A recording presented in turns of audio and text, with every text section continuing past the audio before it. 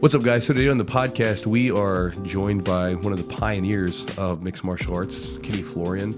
For me, like, I was pretty excited about this. I know Eugene was too, because grew up like watching this guy, like as you'll hear about in a second, and it was really cool to have him on the podcast and for him to take us through his, path starting in Jiu Jitsu and then getting into things like mixed martial arts, and then obviously what he does now, where he's doing all this different commentary type stuff. So I hope you guys enjoy the podcast. I had a blast with this one. So did Eugene. Right, Eugene? I did. Okay. It was really great. Yeah. Kenny was awesome. Guys, always, if you want to support the podcast, check out the Patreon, patreon.com/the Jiu Jitsu podcast. We put extras on there from different podcasts. There's some videos on there. A lot of different extra content. You can check it out. It's super affordable. And it's just some cool stuff on there that we try to do for you guys if you guys want to support the podcast. And guys, as always, we are partnered up with Charlotte's Web. Again, I'm a big advocate for CBD oil. I don't care which one you use, as long as you check it out and make sure that it's good, because again, it is the Wild West with that kind of stuff. It's not regulated. So you want to make sure that if you are getting it, you need to make sure you're with a good, reputable company. I like Charlotte's Web. I've been using it for over a year now, and I've really enjoyed it. And so that's why we have them, on the podcast. We're partnered up with them because I believe in their product. And so if you guys want to try it out and save some money, check out charlottesweb.com, and you can use the promo code Jiu-Jitsu10 and save 10% on the order. And guys, with that said, let's jump into the podcast with Kenny and Florian. Thanks for coming on, man.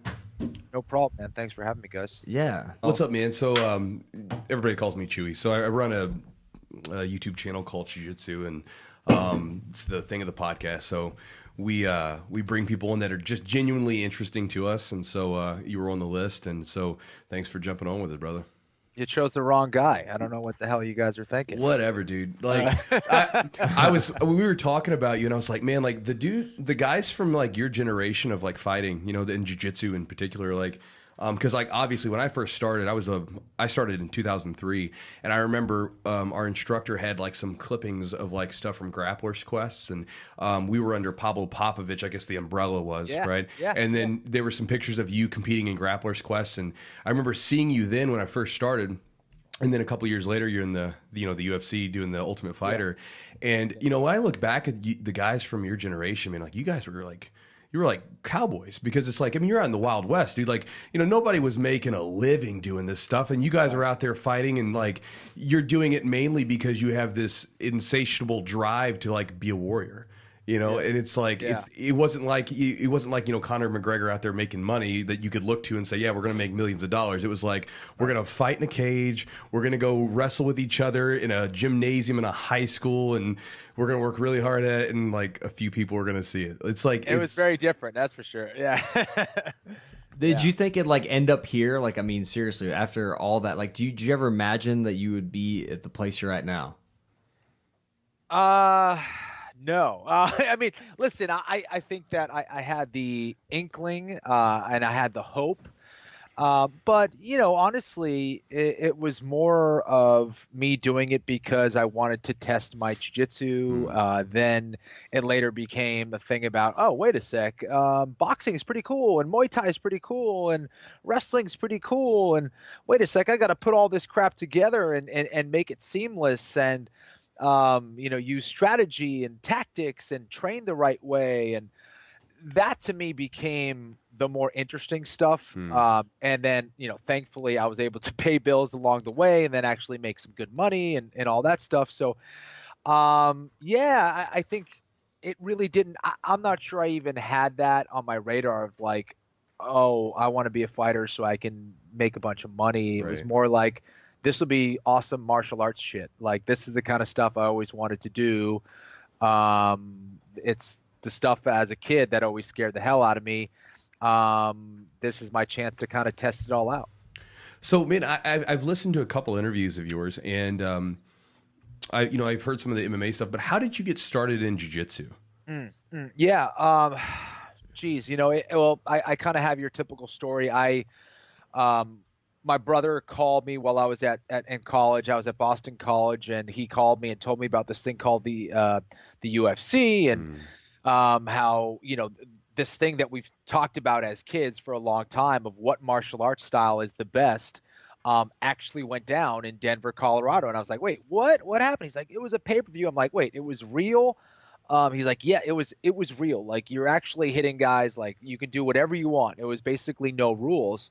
He's like, you could headbutt. And I was like, oh, so who won? He's like, this Brazilian guy. And I was like, really? He's like, was the guy just jacked, just like smashing people, Right. knocking dudes out? He's like, no, man, he was like this skinny guy, and he kind of would wrap him up, and he'd like get him in holes, and then they'd kind of give up. And I was like so disappointed hearing that story. I was like, wait, what? Like, you're not telling me there's these crazy sidekick knockouts? No, he just kind of grabbed. So I had to watch it. I watched it, and then from then I had to learn it, and I ended up doing a seminar with Hoyce in New York, and did a couple tournaments. I did like 1 or 2 tournaments just based on seminar knowledge. And I, somehow did well, my brother and I, and some guys were like, where do you guys train? We're like, we train in our basement. We train on like a rug. We train on this disgusting green rug in our basement. And that's where we train. And they're like, well, listen, where are you guys from? We're from Boston. He said, well, there's an instructor there, Roberto Maia, who's cousins with Renzo Gracie. You guys should check him out. And sure enough, like I think we competed on a Saturday, and Monday we were there at Roberto Maia's place, and he welcomed us with open arms. I think like my whole family signed up, and we all started training, and that was that. Nice, what year was this? This was probably in 97, I think. 97. I don't think it was 96. It might have been 96 or 97. Yeah. Did you have a kind of sports background? What did you do? I mean, I see you got a soccer jersey on. What was your background growing up, and kind of as far as interests in martial arts? Kind of how did that come about? Yeah, I played all the manly sports like soccer and tennis. Hey, exactly the same. I did exactly the same. Yeah. Yeah. So I played soccer my whole life. I played at Boston College, and actually that's another little connection that I had to jiu-jitsu. Was one of my teammates, Daryl Geoffrey, his brother Tony Geoffrey was a purple belt or a blue belt under Hoyce at the time, and told me about the seminar, and that's kind of how I got hooked up with that seminar. So I played soccer my whole life. I didn't get along with the coach at Boston College like that well. And playing time was inconsistent. I would play some games, I wouldn't. I would start some games, I wouldn't. It was just, I felt like, I don't know. It wasn't as fun as I had liked. And once I started jiu-jitsu, I felt like I had this mistress that I kept thinking about all the time. And I never thought I would ever think that, because soccer was my life. Like, I was playing soccer since I could walk, and jiu-jitsu came along, and that was something I just could not get out of my head. All I could think about was jiu-jitsu. And so once a senior year, I got in a fight with the coach, not a physical fight, but an argument. And we basically had some words with each other, and I didn't show up, and he called me, and we basically swore at each other. And then I was like, that's it. I'm going to do jiu-jitsu. So, yeah. Oh my God. That's awesome. That's interesting. Yeah. Like, that's such a, like, did you have a pull to martial arts growing up? I mean, obviously you didn't mention that you did anything younger, but like. I did, actually. I did. I should have mentioned that. So my dad was a black belt in judo. He did judo throughout his high school years, and through his college years, and through his medical school years in Peru.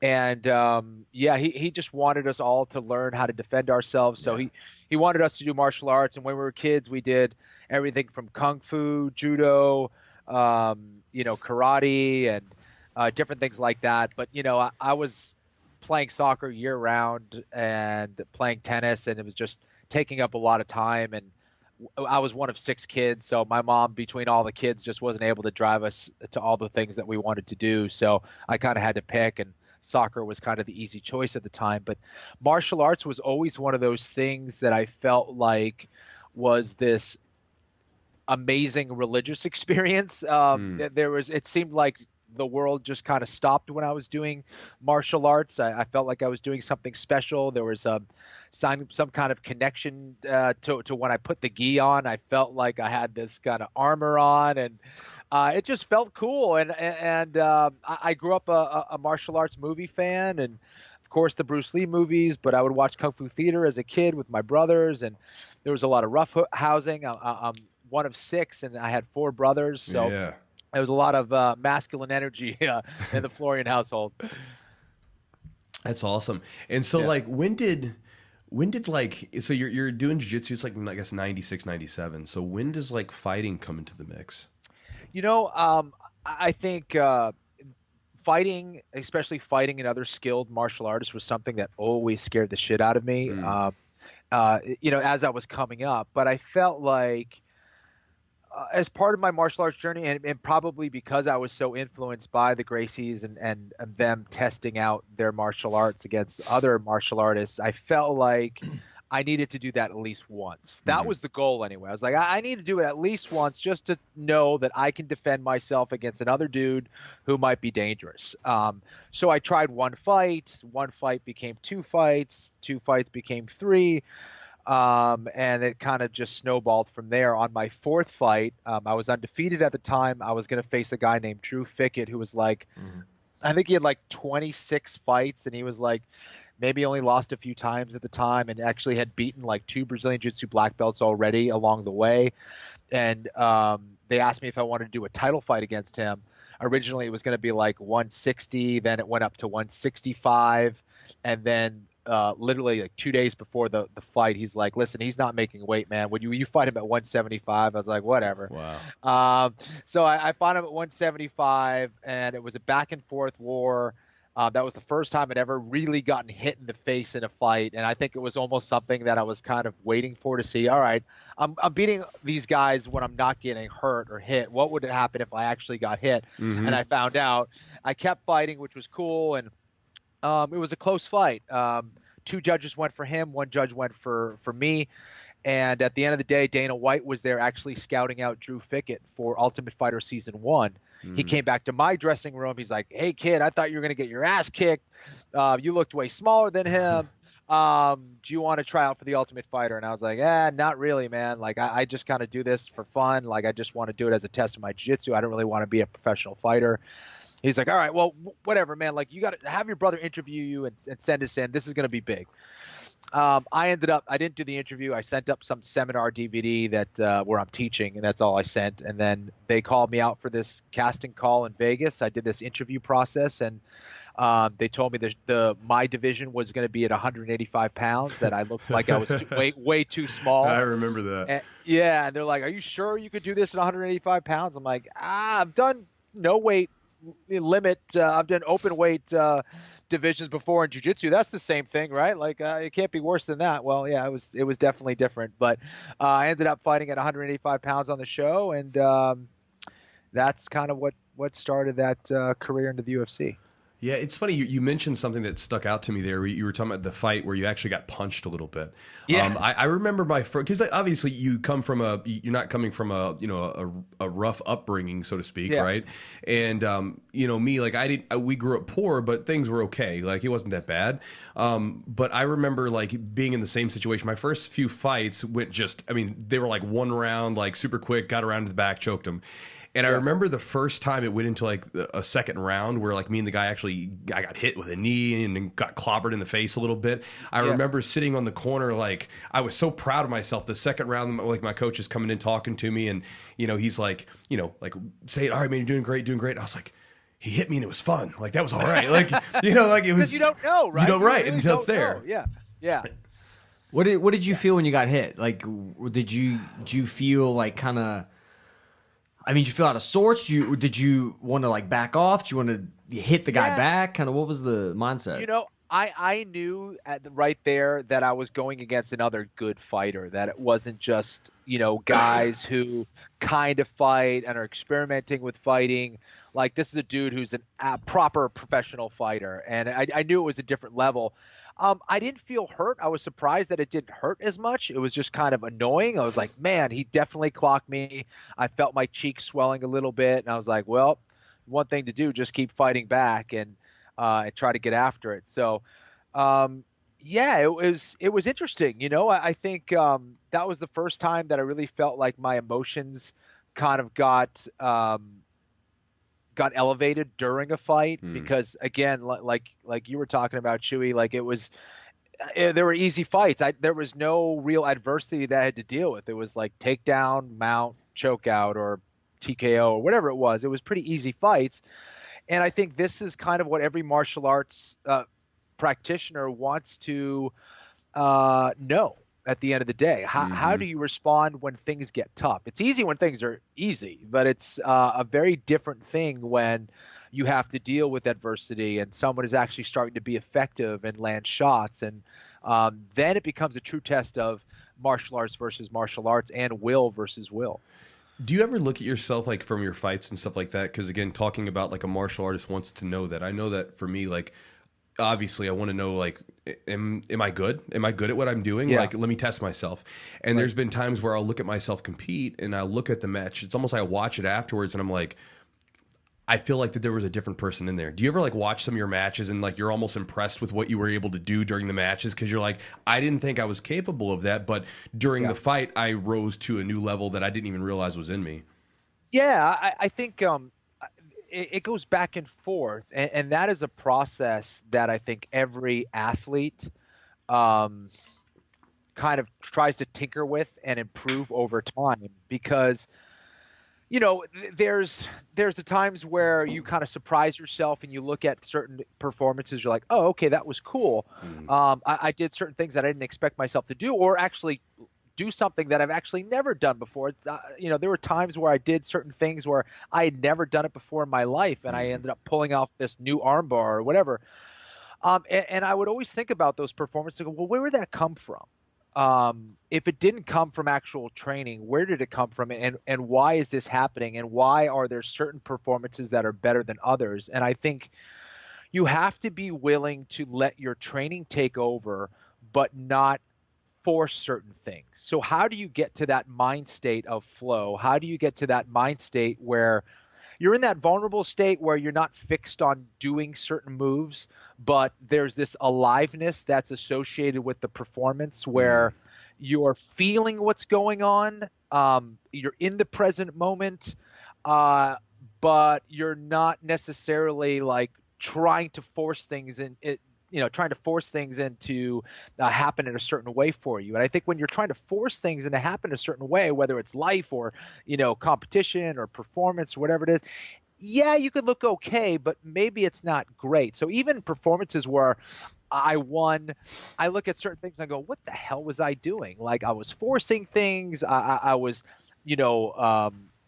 just really stubborn with certain things, or expecting a certain thing to happen. That's when you can get yourself in trouble. And I think that you have to have this very open mind and allow your training to take over in a certain way. So it's this, I think really it's just bringing your full self to the fight, to the competition, to the match, whatever it is.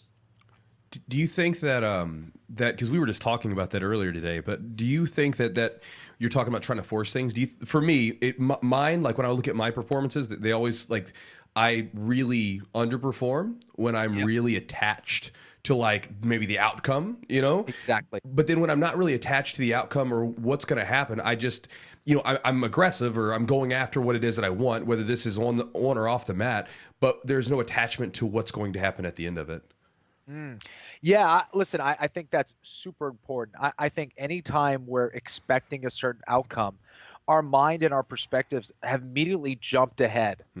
So now our focus can only be on what's happening. If you're trying to choke me and I'm like, oh man, I hope I win this match, I better win this match, I'm not focusing on the fact that you're trying to choke me right now, right? So my full awareness, I need to bring everything of me, all of my focus, all of my awareness to what's transpiring between you and I in the moment. I think that is a big problem, looking too far ahead to the result. Like, oh man, I gotta look good for my students. Or I remember when I was on the finale of The Ultimate Fighter, all I was thinking of was that stupid contract. Like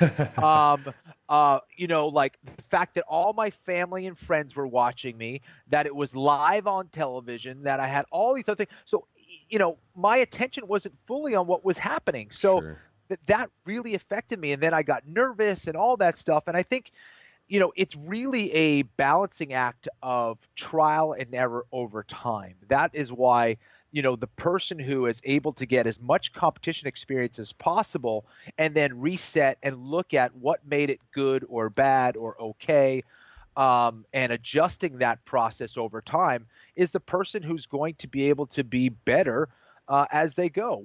It's impossible to be perfect straight away. There's going to be guys that are certain naturals at it, but eventually they're going to run into situations where they don't perform like they should, whether it's physical, mental, whatever. But I think that honing in on that process is so important. What makes you you? What brings out the best in your performance? And I think that for everybody, it's probably a different answer in a lot of ways. We can't be completely disconnected from the outcome, because then if we don't give a shit, then maybe you're not going to try so hard. Right, so right. It's like, how do you find that balance and kind of putting it all together to bring out the best in yourself? Kenny, you mentioned that Ultimate Fighter performance as being was that one of your probably worst, like maybe being not in the moment? Can you share possibly like one of your best performances, or maybe one of the times where you felt like you were really on top of your game, and kind of how that turned out? Sure. So I would say that performance of the Ultimate Fighter really, it killed me, man, because at that point, like, that's when I was like, okay, I really need to make an effort at truly trying to be a professional mixed martial artist. I cannot go out like that. I did not show what I actually had to offer. I let the moment take me over. I let my nervousness, my emotions defeat me.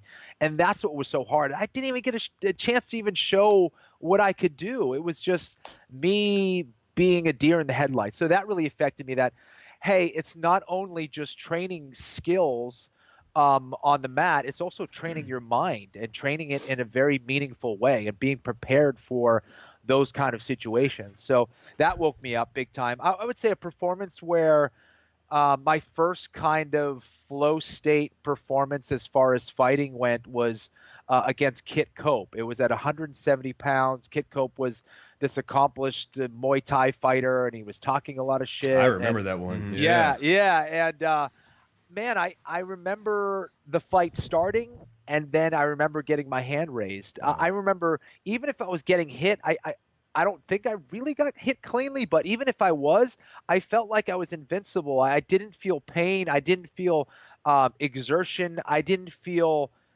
anything. It was just, everything just felt effortless and fluid, and like everything was in slow motion. And I almost said, you know what? The worst case scenario is that I get knocked out by Kit Cope. That's a very real possibility. And I think I accepted that fate. And I think it's very similar to, like, I started reading a lot about the samurais and their culture and how they approach things, and they embrace death. They realize that, hey, all right, I could die doing this, but can I accept that? Can I accept that as a possibility? And once they accepted that, their fear was gone. It exited. You have to turn your fear inward and really look at yourself and not let it take you over. And I think that was one of the moments where I kind of flipped it on its head, and I was completely detached from the outcome, from what I was trying to do. I was just feeling my way through the fight, and I allowed my martial arts skills to take over because I allowed my mind to get out of the way. And I was really proud of that performance. I always look back, and technically I'll like, that was shit. I always go back and be like, that was wrong. But as far as where my skills were at the time and what my experience level was at the time, I was proud of that performance, because I really did feel just like everything was effortless and everything just came really easy.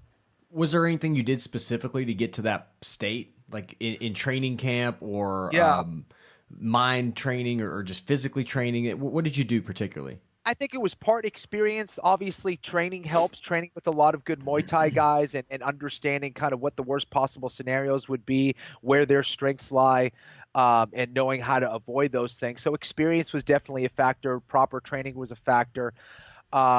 Being in the octagon, repeatedly helps. But, whether I knew it or not, I think really just letting go of the outcome, breathing, staying calm, talking my way through it. prior to the fight a little bit. And yeah, just being at peace with whatever comes your way. I think trying to control only gets you in trouble. And, I do a lot of breathing exercises now. I wish I had it when I was fighting, because I do think that doing proper breath work and doing breathing allows you to connect to yourself in a different way. And, it just makes you a little bit more aware and a little bit more capable as a human. And I think breathing is super essential to getting to that mind state and being relaxed, right? Anytime we're in a stressful situation, there's no doubt that our breath will get completely out of whack. And we see it all the time. I used to see it all the time with guys that are amazing in the gym, and then they get out and fight, or they go out and compete in a jiu-jitsu match. You're like, where is that guy? Where's the guy in the gym? Well, what's the difference is that they're way too excited. Their focus is on something else. Their emotions get out of whack. They're starting to breathe heavy, and then they're gassed like 2 minutes into the match, right? So I think those are all factors that can kind of get the best of all of us. Yeah, I mean, I'm curious now with breathwork, because I'm big into breathwork. It was something that got introduced to me originally because someone was like, "Let me teach you some breathing techniques." And your impulse is to, "I've been breathing all my life. I think I'm okay at it." But exactly. But when you read about it and you actually figure it out, like it's the it's one of the, I think it's like the only function, right, that goes in and out of the autonomic nervous system that we can control. And it directly correlates with the exciting, I guess you exciting the vagus nerve, right? So then like you can fight or flight, yes. Yeah, you can either go parasympathetic and relax, or you can go straight up like fight or flight freeze by just not being in control of your breath. And I've gone into some different stuff as well. What kind of breathing techniques do you do? Just for your own sake, and it doesn't have to be fighting related, but just something that you've messed around with. For sure. So I've done a bunch of different stuff, but one of them is the Wim Hof. So I've done some Wim Hof courses, which a lot of people know about, I'm sure. I've done a lot of different breath hold exercises. So I do both breath work through my nose, through my mouth, breath hold. So testing how long I can hold my breath for after about 30 repetitions of breath in through my stomach, in through my nose. And then I'll, do certain breath holds and playing with all that different stuff. I've done Kundalini, different exercises that they do. And I kind of have my own kind of process that I feel like gets me into my proper mind state. And, And I think it's an important process. I wish I had that when I was fighting and when I was competing. I think it would have helped me a lot.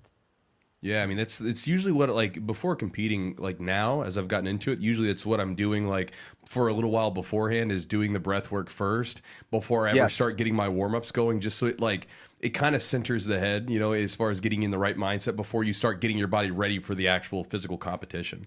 Dude, without a doubt. And I think that, like, you look at someone like a Rickson Gracie, who now you're like, dude, he was so far ahead of his time as far as, the spiritual element of a warrior and, connecting to breath and doing movements to breath and understanding how you could have this amazing samurai sword. You could have all these great weapons, but if your mind isn't right, you're not going to be able to wield them. Yeah, but and I think about that because all these, like, a lot of different people have talked about this stuff at different periods of time. And I mean, it's been around for thousands of years, but with our sort of Western eyes, for a long time, it was kind of seen as like woo woo or weird or stupid. And then, again, eventually you try it and you're like, okay, maybe there's something here, Well, and they started doing research on it and looking like at MRIs. But think about that. Imagine how long people could have done something if they wouldn't have waited for the research and been like, let me just give it a shot. I think it's the happens. evolution. It's the evolution of, like, the sport. Like, for example, maybe you can share a little bit, like, what your training was like when you started, maybe in the Ultimate Fighter, what it was like even before you got there to maybe towards the end of your career, how you adjusted training, and even now, like, you look at MMA fighters and you got these gyms that train really, really hard and spar really hard and get injured a lot. And then other ones that maybe do a little bit different techniques and they focus a lot more on recovery. Like, could you share a little bit about kind of training and what have you seen the evolution kind of move to? I always came from the perspective of, trying to be as technical as possible. Even if I didn't always get it right or it wasn't always technical, I always tried to be as technical as possible. And I think my perspective, or I should say maybe my definition of what I believe the martial arts to be was one that was very rooted in technique and in solid concepts that even the smaller man can be extremely effective if they followed the right principles, the right concepts, if they had good technique. So I didn't for a long time, I didn't really buy into those physical aspects. Yes, those are important. There's no doubt about it. But, our bodies do break down. We have one brain. And I knew that crazy amount of sparring and a crazy amount of hits to the head without proper training, without proper knowledge, is just silliness. And it's going to get you injured very badly. And I knew what I thought was good for me as far as training. I did a lot of technical sparring. I probably sparred for the early part of my career almost every single day. I would say actually every single day. But I did it, without just like standing in front of you and just like throwing down. It was always movement, footwork based, getting in and getting out, hitting and not getting hit, things that people I think forget about. And even in today's mixed martial arts, I feel like, people are like the sport has evolved so much. And I ask myself, has it? Has it really? Like more quantity of high level fighters. But as far as strategy, as far as tactics, as far as improvement on actual martial arts skills overall, have we progressed that much further? I don't believe that to be true. I think there's just more quantity of quality fighters, but I still think that as far as strategy and understanding and improvement of actually martial arts skill, I don't know if we've gone that much further. I think there's a big difference in jiu-jitsu. I think jiu-jitsu instruction, jiu-jitsu, the quality of jiu-jitsu in general in the sport aspect has definitely improved. Like when I got my black belts, those guys would probably be like purple belts now. You know what I mean? Like it's a different level. The technique has improved, I think, overall. But I think that martial art, I think it has really so much. I think we're still, and we were talking about breathwork, right? And there was that only a few people saying breathwork's very important. Ryan Hall and I talk about this a lot, but, I think there's very few true experts out there. And I think that when everybody is just saying that this is the way it's supposed to be, I think it's probably wrong. Yeah. When the majority is saying that this is the way that training should be, I don't know, man. Like Brazilian Jiu-Jitsu is still a very young sport. I still think in Brazilian Jiu-Jitsu we do a lot of silly exercises and a lot of silly drills that don't make sense. Like, what are we doing to really improve the art and make it better and advance teaching and advance, competition and the techniques and the system and tactics and strategy? And we still have a long way to go. Brazilian Jiu-Jitsu really isn't that old, or organized. And you look at once it was really organized and kind of modernized as far as a business, and there's some drawbacks to that as well. But you've seen, schools act more accordingly to what I think a martial art like Brazilian Jiu-Jitsu deserves. They're approaching it more professionally. There's more money now in the sport. There's more opportunity now. I think instructors are kind of moving past tradition and just simply looking at it from a fresh perspective and making it better overall. Yeah, I think I don't know about you, when I first started, I mean, it was like you'd walk in and I mean, like talking about like a jiu-jitsu gym, something that's like silly, like there was no process by which you would bring someone up. It was just like sink or swim. Hope you stick around. Like your first day in the gym, cool, man. I hope you enjoyed learning that arm bar. Are you ready to start from the feet doing full takedowns? Like, hope you don't break your arm, I know. How was it? No, totally, man. How was it when you started? Was it the same way, kind of just basically? I mean, and again, this is no knock to anybody. It was just how it was done. Yes. Like it was. No, exactly. Yeah. Exactly. No, you bring up a great point, and I think about how many potential great practitioners we may have lost, along the way, either through injuries or just like fear. And I think, when I started, it was kind of that sink or swim. It was definitely a friendly environment. Our instructor, Roberto Maya, was awesome. It wasn't about ego, and he wasn't out there trying to prove himself and try to beat you up or anything like that. But within the gym, everyone's trying to do their stuff, and everyone's just like trying to be better at jiu-jitsu, whether they are, trying to hurt you or not. Like, you're going to have to either sink or swim and hang in there. And I think it was my love for jiu-jitsu that kept me training. And I already had made the decision that I was going to train in this for a long period of time. I was fascinated and obsessed with it before I even really did it formally. And it didn't matter really what happened to me that first day or second week or third month. I was going to continue doing it because I just wanted to learn as much as possible. But yeah, I mean, there were some rough training sessions, and a lot of it was, here's the technique. This is where you put your hands. This is where you put your feet. You move your hips like this. Okay, let's drill it. Okay, now let's spar. And that was it.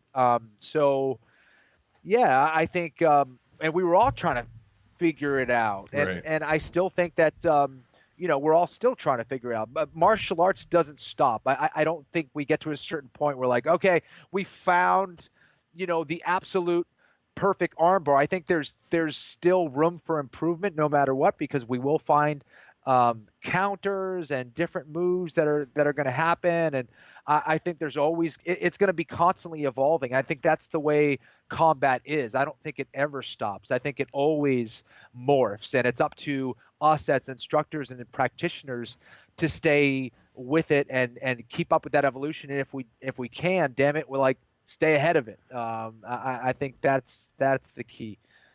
Where do you see jiu-jitsu kind of, I am curious to hear like what you think is not really very applicable, or drills that you don't feel like are really necessary anymore for jiu-jitsu, or functional, whatever you want to say. And then on the other aspect, where do you see jiu-jitsu going? Like, you've been in the game for a long time. Obviously, we had this whole leg lock thing. Everybody's doing leg locks now.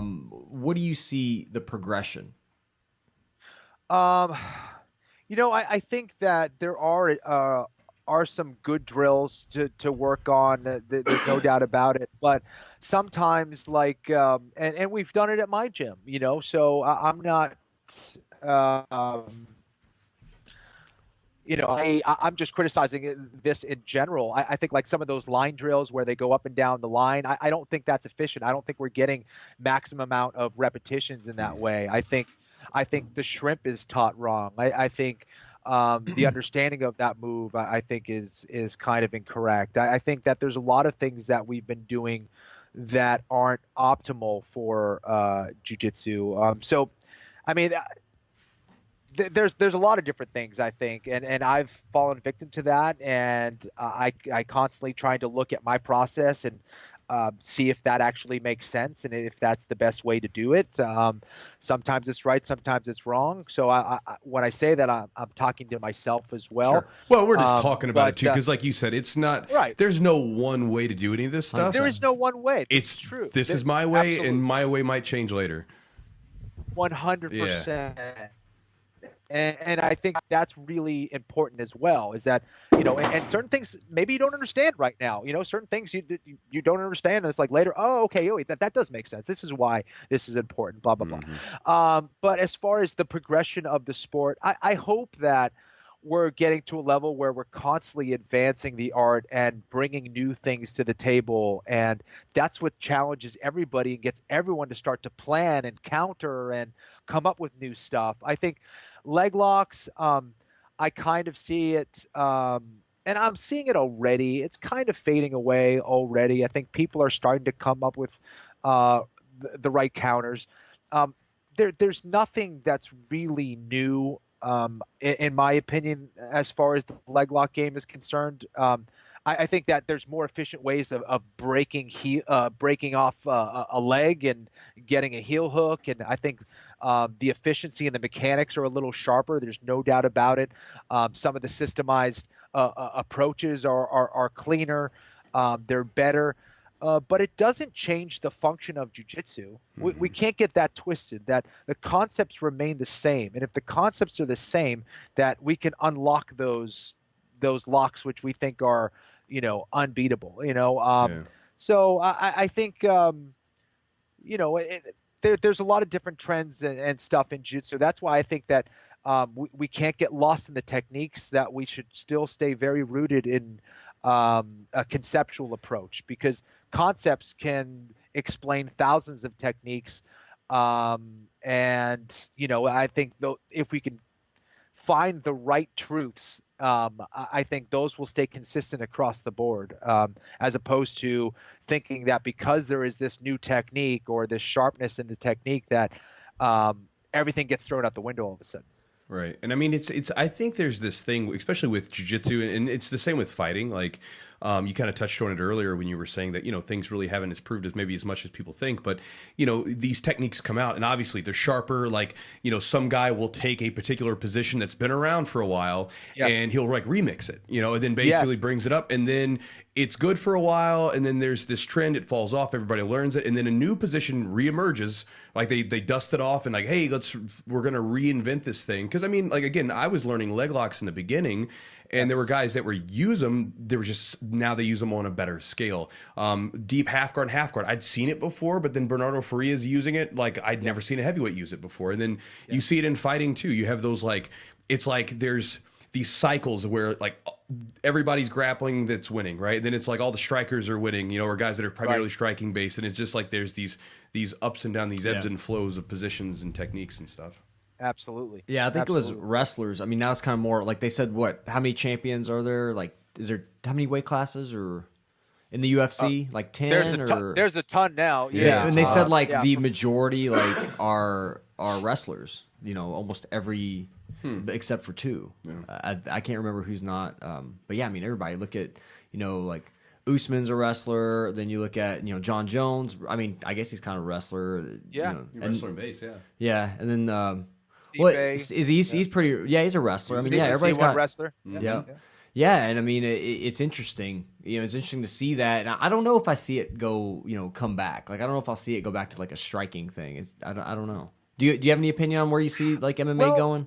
Well, listen, I think that it comes down to, what kind of training practices you have. There's a saying that the ability to learn faster than your competitors is the only sustainable competitive advantage that you could have. And I think that's true. If you think about it, that's the one thing that you can actually control, is if you can learn faster and learn more than your competitors and you stay there, that you'll always be ahead of the game. That's one of the ways to stay ahead. And I think that that comes from having I think the proper perspective of training, knowing that, all right, there's a lot of things to figure out, that we don't have a lot of the answers. We have to seek them out ourselves, for the most part, right? We have great mentoring and great practices, but let's say we're approaching a guy like a Khabib Nurmagomedov or a Stipe Miocic.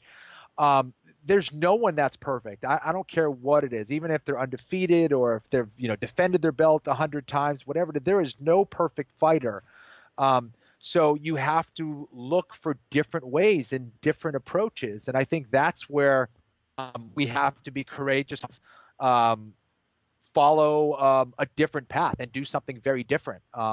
We don't always get it right, but a different training approach, a different approach to the guard, or a different approach to a leg locking system. And, I think those are the kind of things that are going to advance the sport or advance martial arts in general.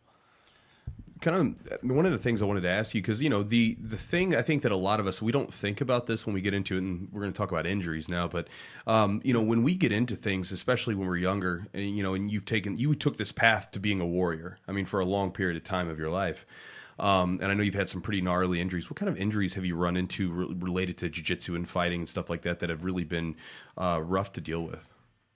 I think the hardest one was my back. That's why I retired. I actually had to drop out of a fight the week of a fight because of my back. I was actually packing my bags literally to go to Vegas the next day, and I was stuck on the floor for 2 hours until someone finally came in the door, and I was like, I can't get up. What happened with it? But I had a herniated and bulging disc. I had annular tears, bulging disc, and I was just messed up.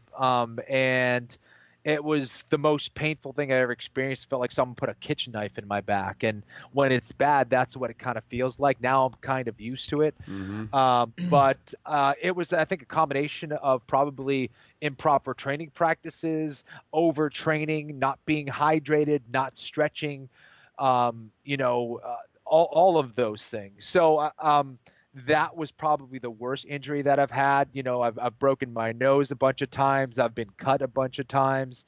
Let's see, I've had, of course, the joint damage as far as, getting elbows and knees popped, ankles popped. Let's see. Are you still training these days? I do. So right now I have a torn meniscus that I've been dealing with for probably 2 years, just pretty common. But it's been bad the last few months. I was contemplating surgery. So right now I'm just trying the approach of doing physical therapy to try to improve it and seeing where that goes. I'm 43 years old. I still train every single day. I do feel like my jiu-jitsu is far superior to when I was 28 years old. I do feel like I could still beat up Kenny Florian when he was 28 or 30 or whenever awesome. he was in his prime. I do feel like I continue to get better, which is fun. I'm more efficient. But my body isn't what it used to be either. So, I feel like at least I'm going in the right path of trying not to, utilize force or, trying to do things with structure and alignment and trying to let my body do the work as opposed to, whatever muscle I have left. So I'm just trying to stay as injury-free as possible. And sometimes I push too much. So I'm trying to find that balance of not training, to the detriment of my body where I'm just making an injury worse. And sometimes I don't always get that right. I'll just train through an injury and then I'll just get fucked up and won't be able to train for a week or two. Well, I feel like, because, as you get older, I'm 35 now. So it's I'm not old by any means or whatever, but, I'm older. But I feel like, your mind, it still feels like, hey, everything's good. We're better than we've ever been. But then you push the body, especially if you're having a good day and you're like, man, I feel great. And then it's you push like you did when you were 25 or whatever. And then just your body, then when you're done with it, you're like, man, I don't recover nearly as fast as I used to. You pay for it afterwards. No, totally. Rolling out of bed, man, it's a process. I'll turn to my wife and little help over here. Push. Need some help. Yeah. Yeah. The funny thing was I've been a big UFC fan forever.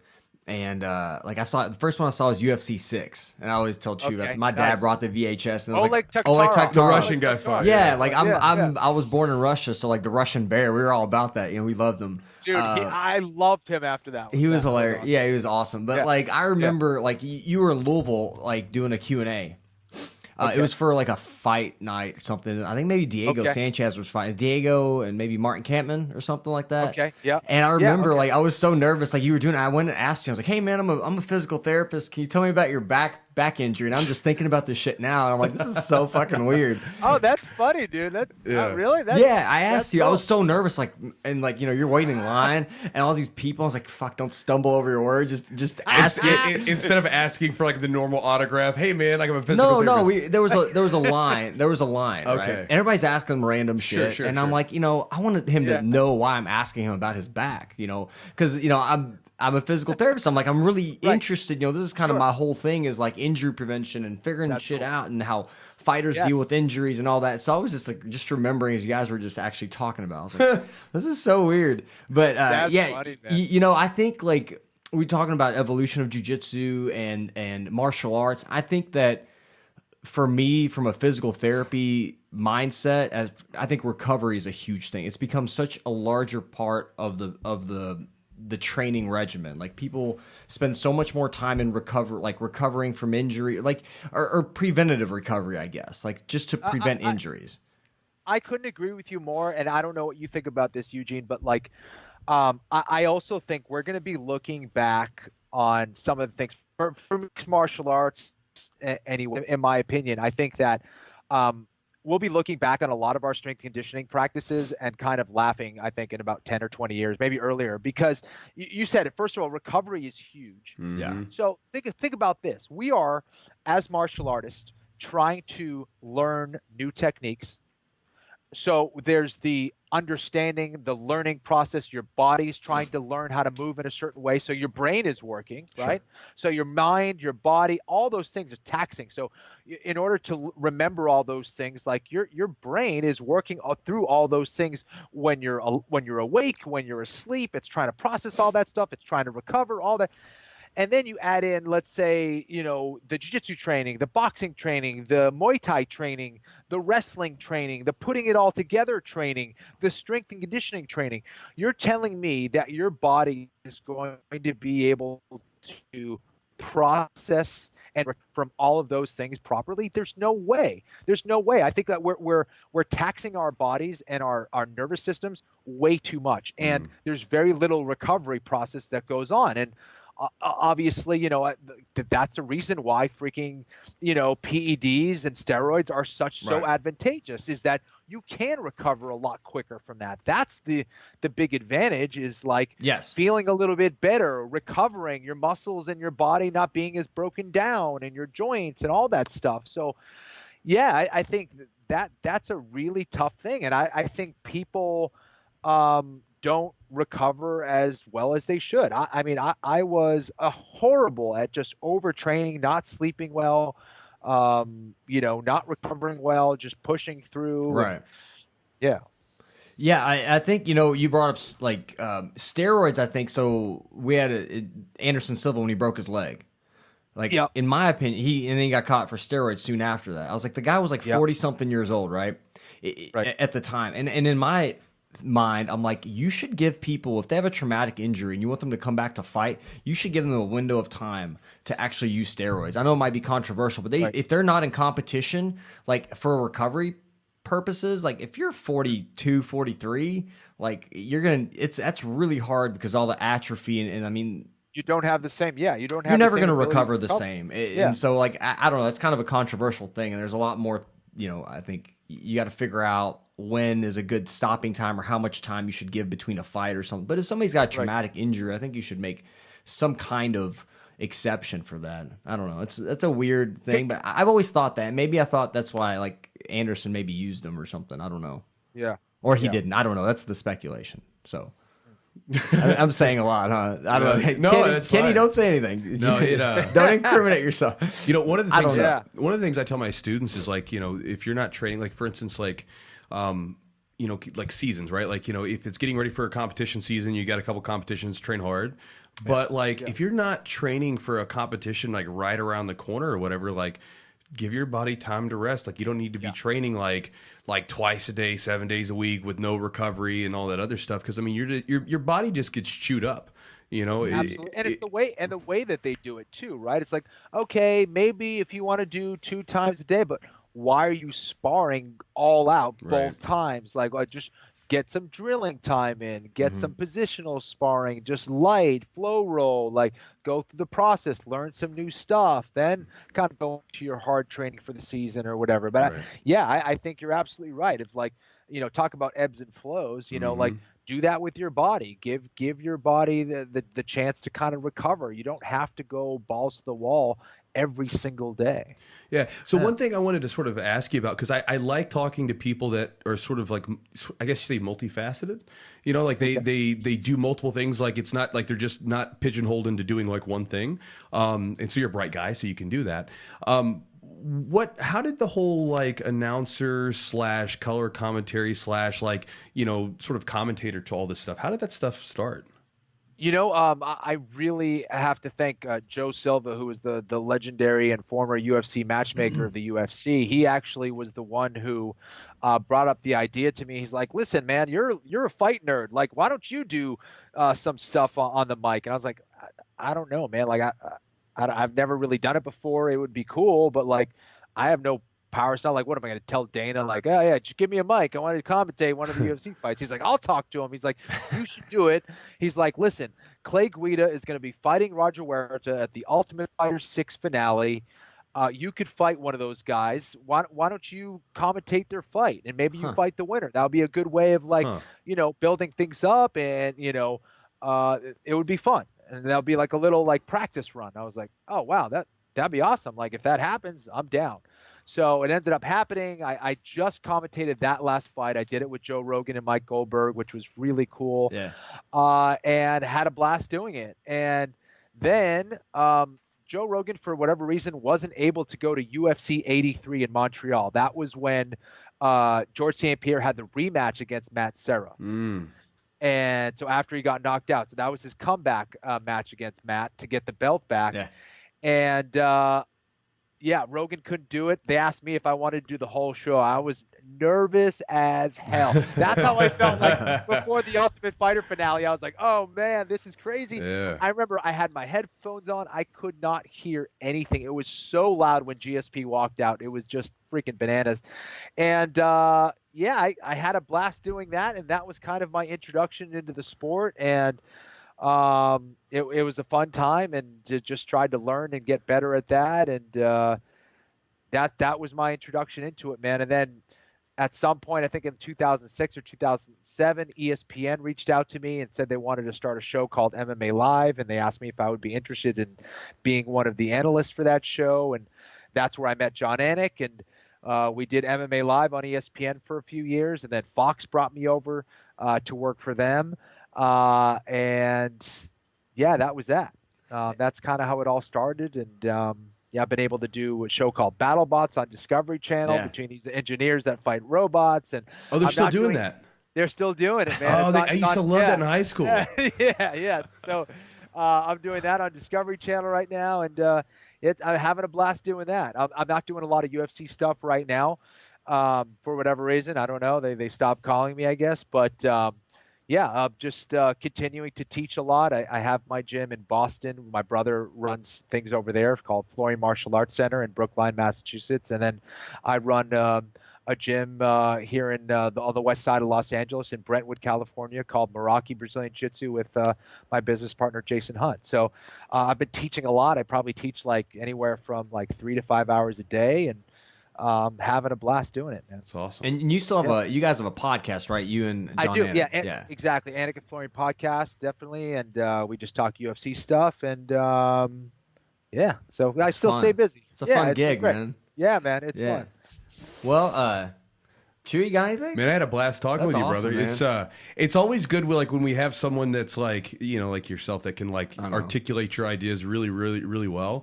So it was a good time. Thanks, brother. Well, I appreciate it, man, and I'm a fan of your YouTube channel, so I definitely have checked it out. I've seen your stuff, and I love what you're doing, man. Hey, Kenny, can I ask you one quick question, real quick? I know you had made this is like a fight prediction kind of, or a fight question. Oh, okay. I know exactly where you're going already. You know about that. Buckle up right now. Do we know? Do we know? I just saw. I didn't even. Ryan Hall and Habib Nurmagomedov. Yeah, tell me. Okay. So the reason why, like, we talked about like maybe specialists, the advantage of specialists, and us being jiu-jitsu guys, I was like, holy shit! Number one, never thought about that, and that's a really great matchup. So, like, can you explain kind of your thoughts and reasoning on that matchup and why you think Ryan Hall? You tell us what you think will happen. Yeah, it's funny. One of my brown belt students came on the mat. He's Biles gets on the mat. He stops. He looks at me. He's like, Ryan Hall and Habib, huh? I like it. I like that. I want to see it. But anyways, I think it took a lot of people by surprise, and I think a lot of people were. It's kind of one of those things that I think were, especially a lot of people in the wrestling community or just kind of like beginner mixed martial arts fans are like, "Are you fucking crazy? No way!" But I think for those and again, I'm biased. I have never trained with Habib. I know people who have trained with Habib. He's an absolute monster. The difference, though, I think with Ryan Hall is you mentioned it.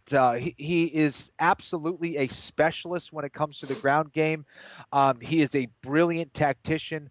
For people who think like he only trains the jiu-jitsu guys, like, you're crazy. He trains with, D1 wrestlers all the time, guys on the Olympic team. He has a trick up his sleeve for, I mean, a lot of different scenarios that people don't even think about. And I would love to see that matchup. I think Khabib does his best work on the ground, right? I mean, that's where he beats the living hell out of you, is on the ground.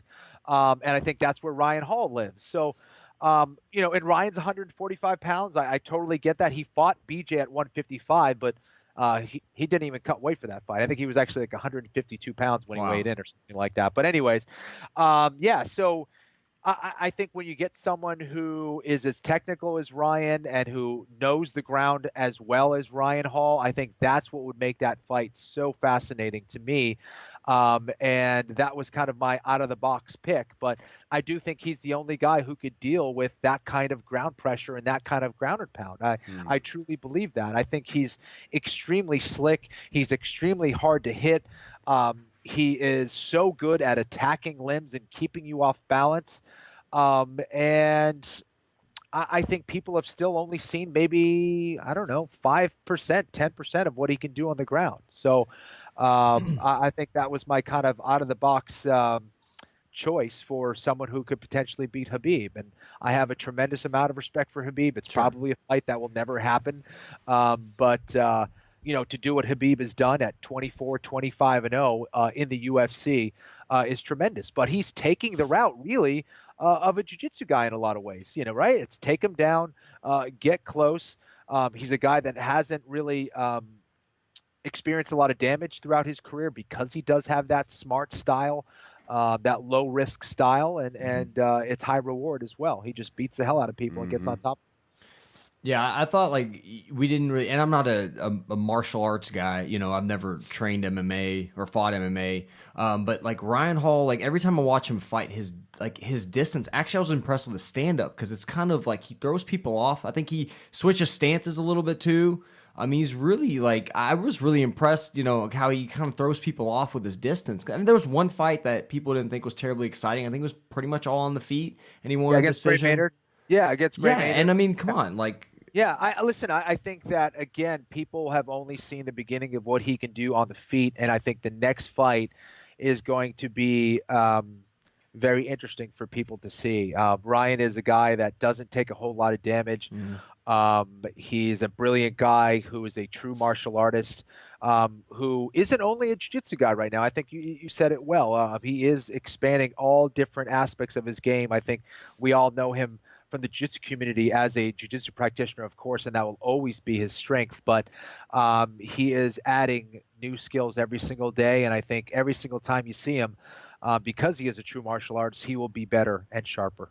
Well, that analytical kind of talking about really breaking things down, and I mean, just, you know, you listen to interviews with him, and he's so like, he's just really technical, detail kind of oriented. It's just kind of interesting. I think he probably takes that approach to every aspect of martial arts or mixed martial arts, you know, the stand-up game and boxing and whatever else. So he is a guy that reached out to me, I think, back in like 2014 and you know, started asking me questions via email about mixed martial arts and how to start training for it and all that stuff. And he asked eventually if he could come out and train with me. And I said, I'll train with you under one condition. You help me with my jiu-jitsu, I'll help you with mixed martial arts. And it was one of the best decisions I ever made. The guy has changed my perspective on how I see jiu-jitsu, how I practice jiu-jitsu. I felt like I kind of had to restart everything. I was coming off a back injury. I hadn't trained for like 2.5 years, and it was just a definite mind opener to his knowledge and his understanding of jiu-jitsu. It was just at a different level than anything I've ever experienced. So I'm excited to see him continue to compete, continue to do well, and no doubt we will see him a better man next time out. That's cool, man. You want to get? I want a prediction real fast. Can you give us predictions? Yeah. How you think it'll end, or how do you think if it ever happens? If it ever happened, yeah. Let's say Ryan Hall by heel hook. What round? I don't know. Let's say round 2. All right, we'll see if it ever happens. We'll have this on. We'll know. We'll play it. Yeah. There we go. If anybody wants to find you, man, where's the best place to go searching for Kenny Florian these days? Thanks, man. Here's my bank account, my address. You guys can, Sweet. Share that. You guys, you know, you can hit me up. on Instagram at Kenny Florian. I am teaching at my gym every single day at Meraki Brazilian Jiu-Jitsu in Brentwood, California. And let's see, I'm on Discovery Channel watching, or you can watch BattleBots on Friday nights at 8 p.m. On Discovery Channel. And that's pretty much it, guys. Thanks so much for having me. Thanks, awesome man. conversation. Thank You're, you, guys. you're one of the OGs, man. It's so awesome. Thank you. I really appreciate you taking the time. Absolutely, guys. Keep doing what you're doing. Appreciate Thank it, you. brother. All right, guys. So that's the podcast. Hope you enjoyed that one. That was for me, like, as a MMA, like I was getting started in MMA right where he was getting into the UFC, so that I was just geeking out. Like that was cool for me because, like, again, we see these people, especially like when we're starting off. Like I had my first fight in 2006, and so that was a year after he had the Ultimate Fighter, roughly. I think it was. I want to say it's an 04. 04. I think it was 04. 04, but it's about 2 years. Because I remember being in a college dorm room watching the Ultimate Fighter. That sounds about right. Because 2006 was Ultimate Fighter Season 3.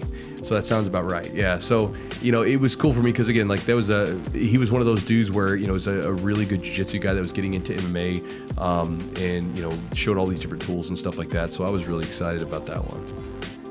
Yeah, he's solid. It was fun. It's fun to see what he did, and he came a long way because I think he got a lot better as his career developed. It was interesting. We didn't talk about it, but that Kid Cope fight, I remember that fight because Kid Cope was jacked, and we were all looking at this jacked, tattooed Muay Thai fighter that looks like he's going to punch a friggin' hole through his face, and he went there and they just took care of it. I mean, it was a beautiful fight for him. I remember being like, damn. Because you think about it, we didn't talk about it so much on this podcast because, he fought in 4 weight classes. 145, 155, 170, 185. Did he fight 185? He fought 185. Because remember with the Ultimate Fighter, yeah. And that was, 185 and 205. Yeah. Yeah. So he fought 85, 70, that's insane, he fought dude. for the title, 2 or 3 times? 2 times, I think. Yeah, he fought BJ Penn at lightweight, and then he fought Sean Shirk as well. So, came up a little short in those, but, man, he was good. He was a good dude, man. He did a lot for the sport, too. Absolutely. Extremely intelligent guy, too. So, hope you guys enjoyed the podcast. Guys, as always, check us out on Patreon. You can check that out. Again, you guys know all the details. And again, if you want to save a little bit of money on the CBD and you'd like to start using it, check out charlottesweb.com and use the promo code Jiu-Jitsu10 to save 10% on the order and get rid of some of those aches and pains and maybe sleep a little bit better. Get them gummies. Those are nice. Those gummies. We just got done cutting that video up. Those damn gummies, man. Like Jess is like all about them. She's like, I want the gummies. Yeah. They're potent. They're good. They're potent. They taste yummy. They taste yummy, but they're good. They're potent, man. Like I don't know what it is that's different about those damn gummies, but those gummies, like, they put me in my butt. Yeah, make you sleepy. Mm-hmm. Yeah, get some good rest. So, thanks, guys. Chewy, high five. Boom.